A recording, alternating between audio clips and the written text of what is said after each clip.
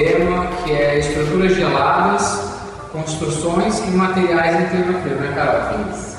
A gente pensou para a gestão da informação e a gente fez uma vasta pesquisa e gerou um blog, um artigo e agora um vídeo que a gente vai explicar mais ou menos para vocês sobre esse conteúdo. A gente escolheu a cidade de Vaasa, na Finlândia. Ela passou por um incêndio em 1852 que acabou com a cidade e ela está sendo reestruturada com o tempo. A gente escolheu a cidade para falar o que eles usam lá sobre as técnicas de construções e materiais, porque ela tem muita neve, né? E acumula neve naquela cidade. Naquelas calçadas.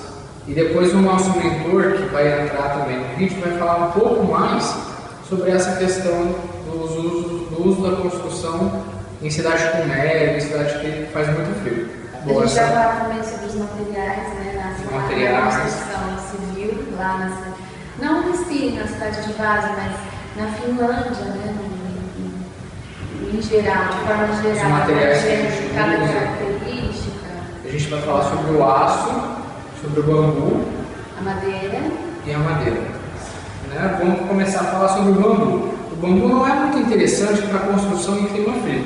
Ele é muito usado na China, Japão, para fazer estruturas. O que a gente usa, o andaime aqui, eles usam o bambu lá para você fazer a estrutura externa e fazer a construção pela estrutura. Ele é usado muito também na América do Sul, Chile, mas já no estrutural da construção. Mas assim, para clima frio ele não é muito adaptado, porque ele nasce fácil no clima quente. Né? Então o clima frio já tem essa dificuldade de você produzir o bambu. Mas para a estrutura é mais isso mesmo, no Chile eles usam muito. E madeira? Bom, a madeira ela é muito usada na construção das casas, das residências, né?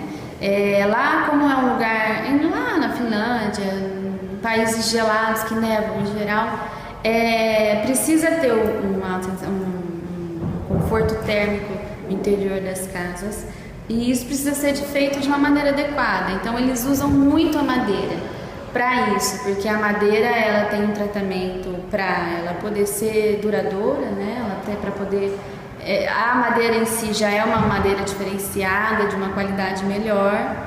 E ela recebe um outro tratamento na parte de revestimento. E aí eles fazem as residências todas em madeira, a maioria das residências lá são em madeira. E prédios históricos também, todos em madeira. As casas elas podem também, além disso, elas podem ser transportadas em caminhões de um local para o outro. Tem várias vantagens também de se construir com a madeira, não só pelo fato dela te proporcionar uma sensação térmica agradável dentro do interior das casas, né? Não é frio. Bom, e legal, madeira, aço, construção em aço. O aço ele é muito utilizado no estrutural, né? Tanto no gelo quanto nos países quentes, o aço é muito utilizado pela resistência que ele dá e pela expansão que ele consegue ter também. Bom, os países de clima frio, se a gente for analisar as construções vernaculares, eu acho que é sempre bom a gente pegar por esse aspecto, que é onde você tem mais resposta bioclimática. As construções vernaculares em países frios, geralmente elas primam por ter materiais que são isolantes térmicos. Então é muito comum você ver o uso da madeira, que é um material que ela é usada in natura, os troncos, né? Ou então uma construção mista entre madeira e terra, madeira e palha, que são elementos com alta inércia térmica. Isso é muito comum.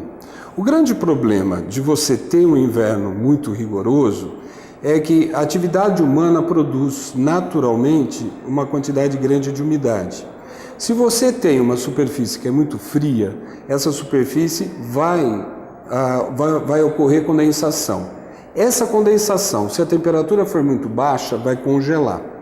Então você tem, por exemplo, alguns materiais, como é o caso de uma parede sanduíche de madeira, de fibra, de terra, outra de madeira, muitas vezes elas têm que ser refeitas periodicamente porque esse congelamento, esse gelo-degelo, o gelo, ao se formar, ele expande, ela vai desagregando o material. Isso daí é muito ruim.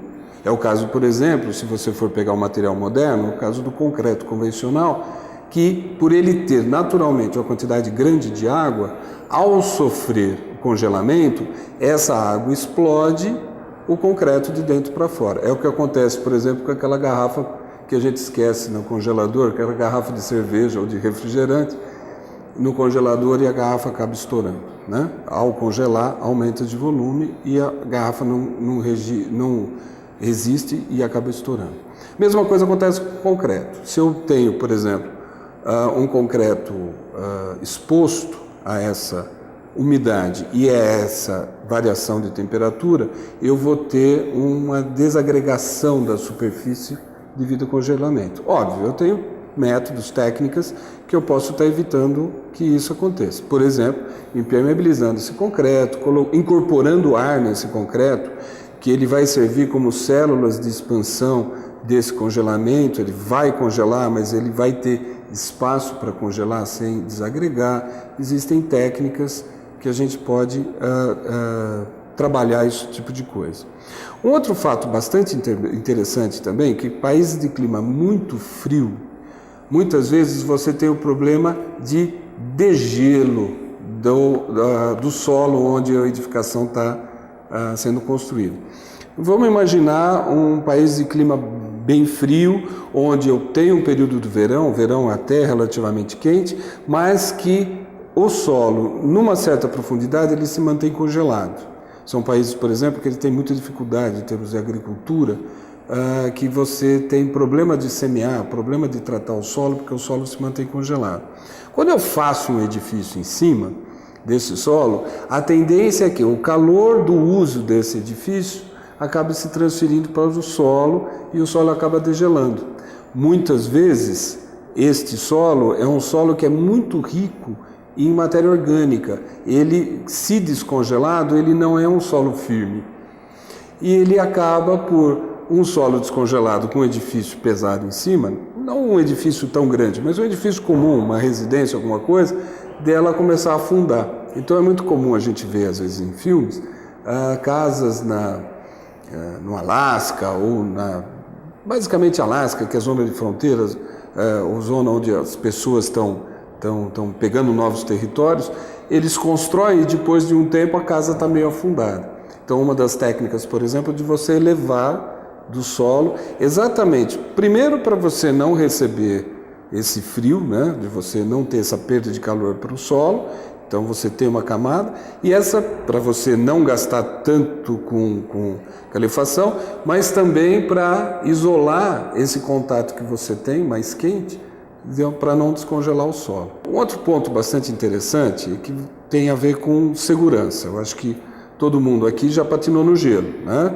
Ou pelo menos já viu patinação no gelo. O gelo é uma superfície muito escorregadia. Se você tem, por exemplo, neve caindo, a tendência dessa neve no solo é, com o tempo, ela se compactar, transformar neve em gelo.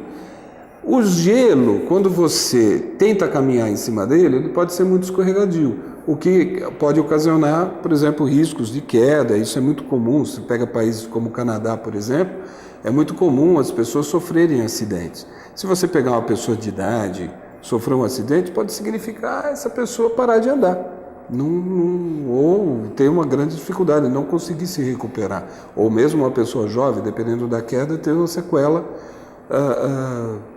né? Enfim.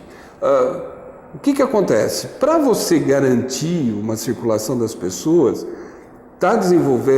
foi desenvolvido já há muito tempo algumas calçadas, principalmente em zonas que são mais frequentadas, mais populosas, onde tem um trânsito maior de pessoas, de você ter, por exemplo, calçadas aquecidas, né? Isso talvez não seja viável para uma casa ter, mas é viável, por exemplo, para um órgão público ou numa rua comercial você ter esse tipo de recurso.